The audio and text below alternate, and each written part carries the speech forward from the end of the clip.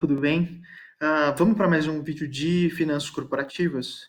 Hoje a gente vai continuar falando sobre análise de investimentos de longo prazo. Do que a gente já falou, eu vou deixar, se vocês perderam, eu vou deixar então o link para o vídeo. Provavelmente em algum lugar dessa tela aqui, vocês vão ver um link para o vídeo do que a gente já fez ou já falou sobre os conceitos de análise de investimentos de longo prazo. Hoje, específico, a gente vai falar sobre alguns pontos interessantes. Então, acompanhem comigo e vamos lá. Só retornando, então, nos conceitos que a gente já viu, a gente falou sobre os conceitos do que é orçamento de capital, características do que seria um orçamento de capital, diferenças e terminologias interessantes em questões de projetos e demais pontos também relativos a isso. Mas hoje a gente vai falar sobre fluxo de caixa. Primeiro ponto.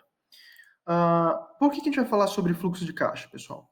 Quando uma empresa ela vai analisar qualquer tipo de investimento que ela vai fazer, o fluxo de caixa, pessoal, é justamente o ponto onde ela consegue descobrir se vale a pena ou não fazer isso. Por quê? Uma empresa ela vai comprar uma máquina onde ela não tem o interesse em ter nenhum tipo de ganho com aquilo. Por que eu vou comprar então uma máquina velha, quebrada? Não faz o menor sentido, certo? Então, quando você compra uma máquina, uma estrutura, alguma coisa, você tem uma intenção de ter algum tipo de ganho econômico dentro do negócio. Então, a empresa ela vai, por exemplo, comprar uma máquina para aumentar a eficiência produtiva. É um dos pontos. Eu vou comprar um terreno, uma estrutura, porque de alguma maneira, então, eu melhoro a eficiência do trabalho. Eu vou ter mais espaço para manobra, a logística fica melhor, tanto faz. O importante, então, é que a empresa ganhe algum tipo de ganho com aquilo. E o ganho é percebido no fluxo de caixa.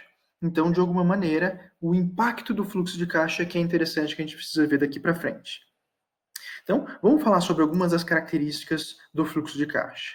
Então, se vocês já fizeram a disciplina de administração de capital de giro, que provavelmente vocês já fizeram, porque vocês devem estar no quarto ano, então, a disciplina de capital de giro, a gente falava basicamente sobre as influências que a empresa tem quando ela faz qualquer tipo de ação de curto prazo. Por quê?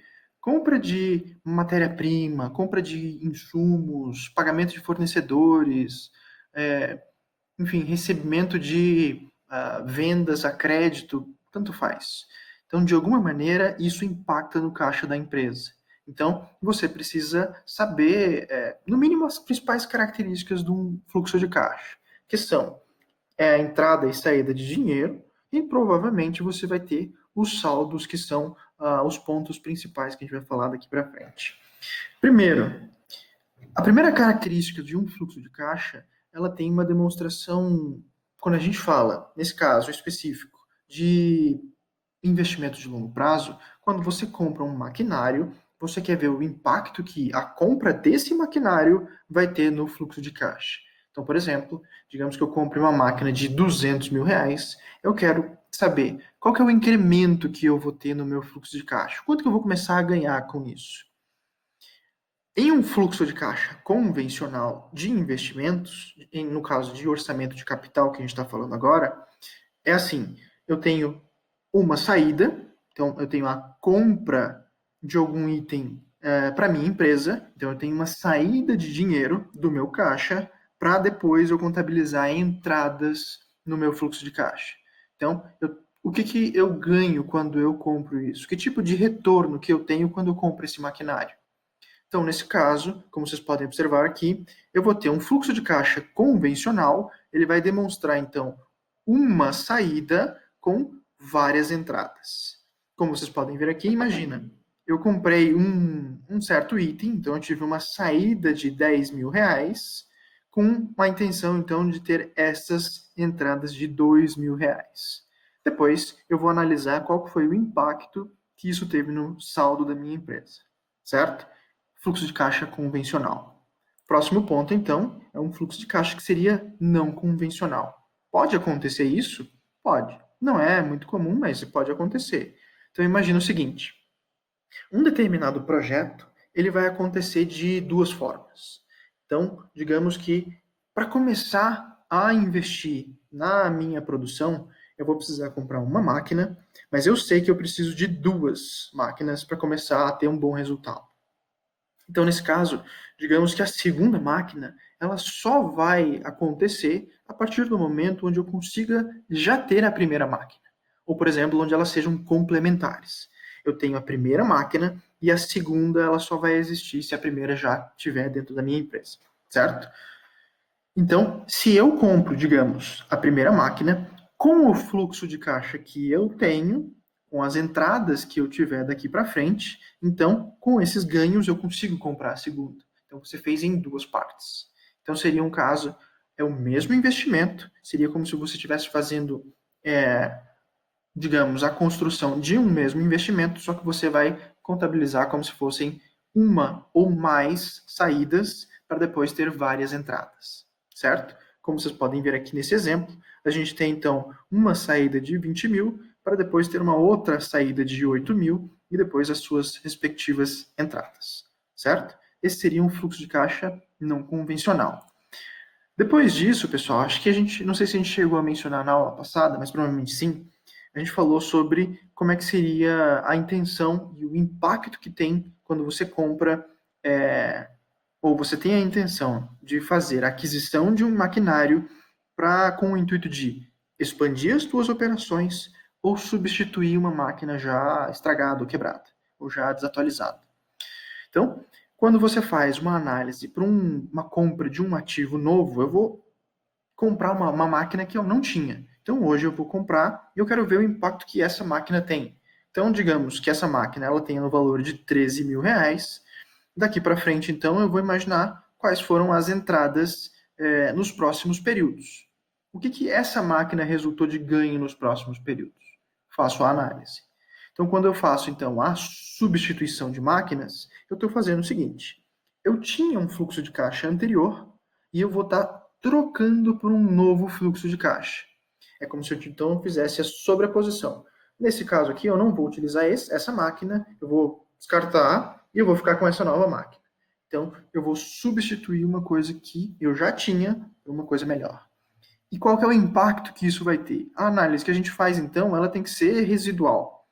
Eu vou ter que analisar, por exemplo, o impacto que tem a aquisição do novo ativo ao substituir pelo antigo. Então, digamos que o antigo, então, ele já estava tendo um certo desgaste na minha produção, eu não estava conseguindo ter o mesmo retorno, e a nova máquina, então, ela vai conseguir trazer um novo fôlego para a minha produção. Então, nesse caso, eu faço a substituição de um pelo outro e vejo qual que vai ser o impacto. Então, essa análise é o que vai ser significativo quando eu faço substituição, certo? Então, resumindo, o aspecto de fluxo de caixa é como se a gente tivesse que analisar os seguintes pontos. Um fluxo de caixa ele pode servir muito bem para a gente fazer uma análise sobre o cenário econômico de uma empresa. Então, digamos, isso a gente vai ver em outras disciplinas, a gente vai ver em outros pontos, inclusive alguns vídeos que eu vou fazer para vocês. Quando a gente faz uma análise de, por exemplo, avaliação de um investimento, a gente normalmente está pressupondo uma situação futura. Essa situação futura, ela pode acontecer ou pode não acontecer. Então, ela vai criar uma situação onde você fez uma análise, previu o que ia acontecer e, com o passar do tempo, você vai adaptando ao que está acontecendo. Como a gente mencionou agora aqui atrás, digamos que então os retornos que eu tenho com aquela máquina, elas não são de 5 mil reais, mas elas vão ou um pouco mais, ou um pouco menos. Então eu consigo ter uma noção. E a partir daí eu consigo tomar decisões se o meu investimento está sendo pago ou não. A partir do momento, claro, depois que você já fez o investimento.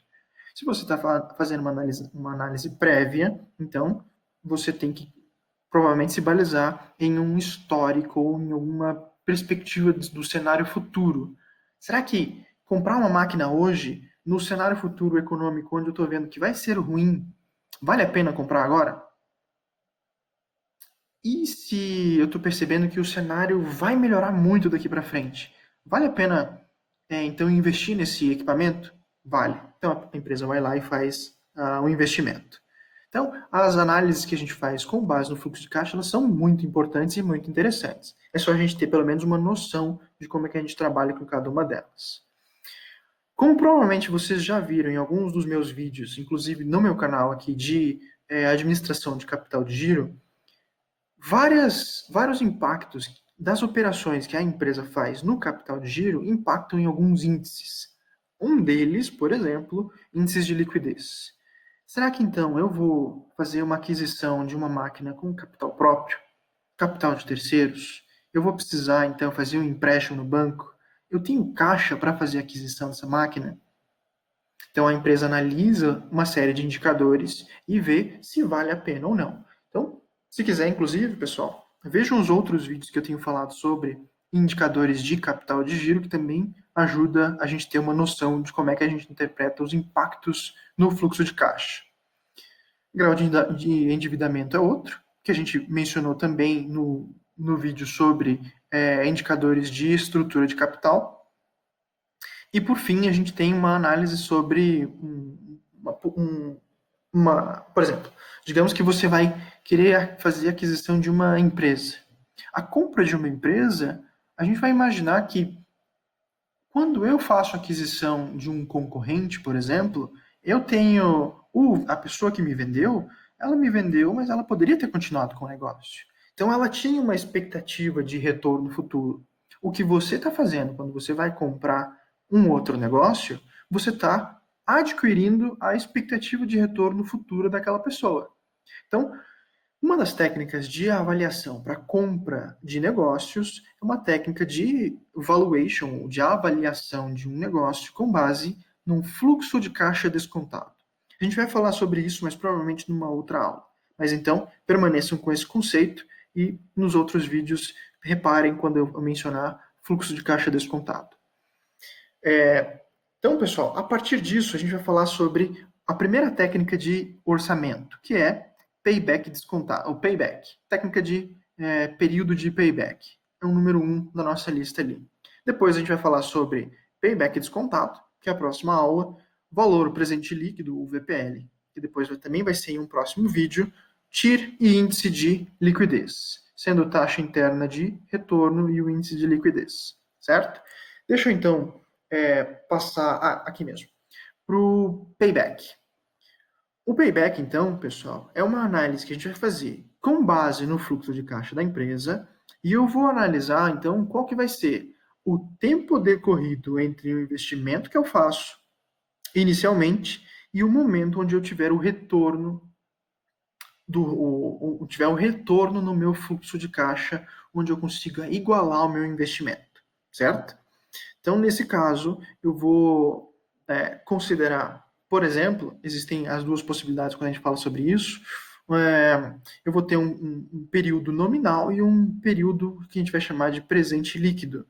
O presente líquido a gente vai tratar na próxima aula, no próximo vídeo, quando a gente falar sobre payback descontado. Hoje, então, a gente vai falar sobre payback simples. Deixa eu passar então para o Excel, que daí a gente já faz uma análise um pouco melhor. Aqui, ó. Então, reparem no seguinte. Quando a gente fala sobre payback, acho que todo mundo consegue ver? Provavelmente sim, né? Acho que eu vou deixar assim por enquanto. Vou deixar assim por enquanto, daí depois a gente continua. Isso. Então, o payback, pessoal, ele vai ser uma análise simples, onde eu vou ver dentro do meu fluxo de caixa quando é que o retorno líquido do fluxo de caixa ele vai ser igual ao meu investimento inicial. Então, reparem aqui, ó, o payback ele vai ser o tempo decorrido do investimento inicial, como a gente já mencionou, e o momento do lucro líquido acumulado quando ele se quando ele se iguala ao investimento. Então, reparem aqui, ó. Digamos então que a pessoa fez uma aquisição de uma máquina de R$3.000 e ela tem uma expectativa dos seguintes retornos. Então, ela tem uma expectativa de receber R$600 nos próximos anos. Então, nesse caso, quando é que vai ser o retorno simples desse investimento? No quinto período, percebam então que o saldo desse fluxo de caixa no quinto período é igual a zero. Então, eu igualei a minha saída com as minhas entradas, no quinto período. Então, eu posso dizer, então, que o período de retorno é de 5 anos, certo? Então, nesse caso, o payback ele é aceito ou não a partir do momento da expectativa das pessoas envolvidas ou interessadas. Então, por exemplo, se eu como, digamos, eu fiz a aquisição de uma barraquinha de pipoca. Essa barraquinha de pipoca me custou R$ 3.000. Eu aceito, então, ter o retorno em 5 anos? Não tem nenhum problema. Se eu aceito, então esse investimento é aceitável, certo? Normalmente, então, ele vai ser vinculado com a expectativa das pessoas interessadas. Como exemplo, pessoal, eu preparei o seguinte exercício. Então, imagine o seguinte. Uma empresa de quentinhas, ela tem o interesse em fazer a compra de um carro para facilitar nas entregas dessas quentinhas. Ela avaliou, então, 3 veículos, o carro X, Y e Z. O carro X custaria R$ 40.000, com uma expectativa de retorno nas vendas de 5%. Eu quero aumentar em 5% das minhas vendas. O carro Y, então, custaria R$ 42.500, com uma estimativa de retorno de 8%. E um carro X, então, seria um carro de 45 mil, com uma expectativa de aumento nas vendas de 10%. Eu quero saber, então, qual vai ser o meu payback em cada uma dessas situações. Antes disso, percebam o seguinte. Lembra no vídeo anterior, quando a gente falou sobre técnicas de orçamento de capital? A gente falou, então, sobre os tipos... Deixa eu até retornar aqui. Ó. A gente falou sobre os tipos de investimento que podem existir. A gente falou, então, sobre projetos independentes, projetos mutuamente excludentes. O que vocês acham que é, então, quando eu faço a aquisição de um carro? Ele é um projeto independente ou ele é um projeto mutuamente excludente? O que vocês acham? Qual é a resposta que vocês chegam? Isso. Então, aqui a gente tem os 3 projetos. Quando você faz a aquisição de um carro, vale a pena eu comprar um outro carro? Eu consigo alcançar o meu objetivo quando eu faço a aquisição do carro Z, por exemplo. Então, por que eu vou manter os outros projetos? Então, esses projetos eles são mutuamente excludentes. A compra ou a aceitação de um exclui o outro projeto. Nesse caso, então, observem o fluxo de caixa e veja como é que a gente chega no payback. O fluxo de caixa, então, X, a gente imaginaria o seguinte: do que a empresa ela já tem de estimativa de entrada para os próximos meses, a aquisição desse carro, ela aumentaria, então, do carro X, aumentaria em 5% as minhas entradas. Só que, então, eu teria uma saída de 40 mil no momento inicial. Então, imaginando então que eu vou ter um saldo no período inicial de 40 mil, eu tenho que sobrepor esse investimento feito de 40 mil com as minhas entradas. Será que eu consigo? Quando é que eu vou conseguir isso? Então, com as minhas entradas, eu vou ter 5% a mais do meu retorno estimado se eu não tivesse aquisição de nenhum tipo desses investimentos. Então, no primeiro momento, se eu fizesse, aqui nesse caso, eu faço 5% a mais sobre a entrada de R$ 3.000. Então, eu vou assumir, então, que o meu fluxo de caixa vai ter uma entrada de 3.150 no mês 1. E assim vai. Eu vou acrescentar 5% para cada um dos períodos. Onde é que vai ser, então, o meu payback? Percebam que o meu fluxo de caixa, meu saldo final, ele é negativo até o mês 7. A partir do mês 7, eu vou ter, então, um saldo positivo. Como é que é o cálculo do meu payback? Eu quero analisar quando o meu fluxo de caixa vai ser igual ao meu investimento inicial. Então, quer dizer que provavelmente entre o 7º mês e o 8º mês, se eu mantive vendas periódicas durante esses meses, aconteceu entre esses 2 períodos. Do 7º período para o 8º, eu comecei então a ter um lucro dentro desse meu fluxo de caixa. Observem os demais. Depois a gente volta. Então, o fluxo Y, ele vai ter um aumento de 8% no fluxo de caixa estimado. Então, eu acrescentei 8% do fluxo de caixa estimado.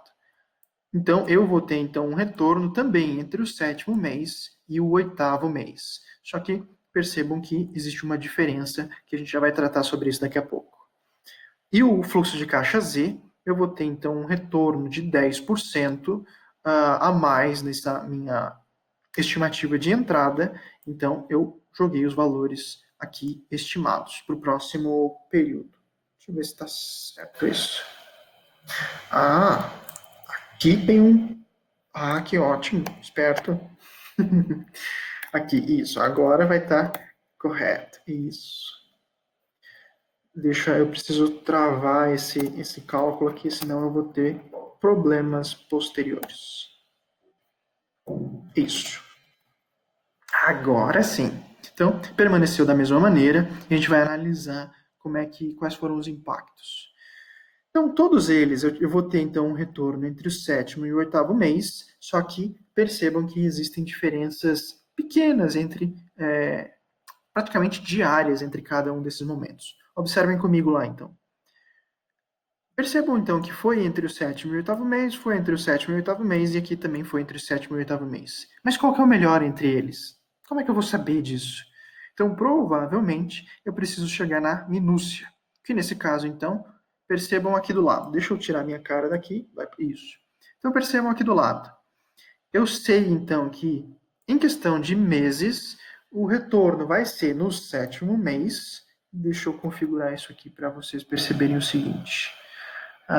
Número. Então, digamos, eu vou colocar aqui mês. Isso. Então, eu configurei para ele demonstrar para mim qual vai ser o mês para cada um desses dos retornos. O que eu quero saber, então, é o dia. Qual vai ser o dia que vai fazer diferença para mim? Para mim, o dia é muito importante. Eu preciso saber o dia porque o meu negócio ele trabalha na minúcia. Então, nesse caso, para realizar o cálculo, eu vou fazer o seguinte, pessoal. Reparem comigo. Eu vou pegar quanto é que sobra para eu chegar no 0 a 0 no meu fluxo de caixa. Então, nesse caso, sobram R$ 1.045. Qual que vai ser a próxima entrada? Vai ser de 6.720. Então, eu vou fazer a divisão do que quanto sobra para chegar no 0 a 0, dividido pela minha próxima entrada, do período onde eu vou começar a ter lucro, e eu vou ver então que isso aqui vai me dar um percentual. Mas é um percentual do quê? É um percentual do mês. Se eu multiplicar então por 30 dias, eu vou chegar no retorno do período diário do meu payback. Então, nesse caso, eu vou fazer esse J32, então, que vai ser o saldo final, vezes dividido pela minha próxima entrada, multiplicado por 30 dias. Então, nesse caso, eu percebo aqui, deixa eu colocar também uma formatação nesse caso, que eu vou ter, então, vai ser dias. Agora sim. Então, eu tenho o retorno menos 12. Aí não dá, né? Ótimo. Melhor ainda. Vocês não me avisaram disso, né, pessoal? Aqui, então, o fluxo de caixa Z, então, ele está tendo um melhor retorno. Não está tendo um melhor retorno. Agora sim tá certo. Apaga tudo. Então, aqui, ó. Eu vou descobrir, então, que todos vão ter o retorno no 7º mês e eu quero saber, então, qual desses aqui vai ser o meu melhor investimento. Meu melhor investimento, então, vai ser o payback do investimento do carro X, porque, então, eu vou ter um payback no mês 7, aproximadamente no 5º dia. O que eu faço aqui, pessoal, eu arredondei o resultado da divisão pela multiplicação, que ia dar uns 4 e alguma coisa, eu arredondo para cima, porque eu não vou conseguir completar em 4 dias, e vai ser uma fração para o próximo dia. Como eu também não tenho interesse em saber as horas, eu jogo o cálculo para cima. Então eu sei que vai ser 7 meses e 5 dias, certo? Então, nesse caso, eu aceito esse investimento, porque ele traz um retorno mais cedo para mim. Então, assim a gente encerra o exercício com a alternativa correta. A alternativa correta seria esse, certo?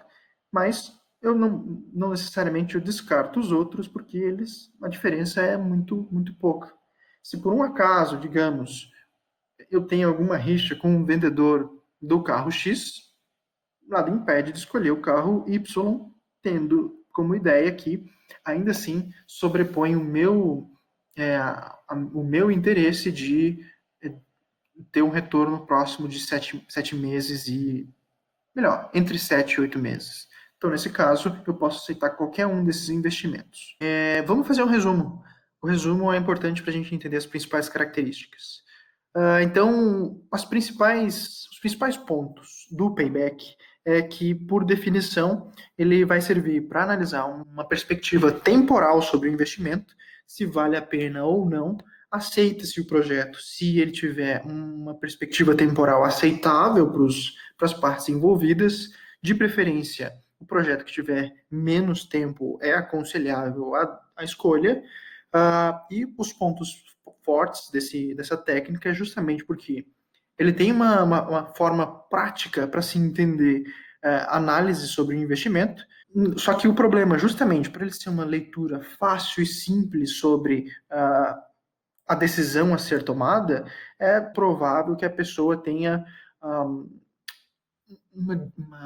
não a profundidade necessária para se tomar uma decisão, onde uma perspectiva temporal não necessariamente quer dizer que seja um bom investimento. Só quer dizer, então, que em algum determinado momento você vai retornar aquele dinheiro para você. Por mais fácil que ele seja para você tomar uma decisão com uma perspectiva temporal, ele ainda assim falta e carece de um aprofundamento teórico para tomar uma decisão mais bem abalizada, certo? Então é isso, pessoal. O vídeo de hoje é para demonstrar as principais características, colocar um exercício para vocês. Se vocês tiveram dúvida, ficou algum ponto insatisfeito para vocês, porque vocês não entenderam a parte conceitual, importância ou algum ponto dessa aula, fiquem à vontade para perguntar, coloquem aqui nos comentários os pontos que vocês acharam mais importantes. Quiserem mais exercícios, perguntem, eu fico inteiramente à disposição para vocês. E é isso aí, pessoal. A aula de hoje foi isso. Aguardo vocês na próxima. Até mais.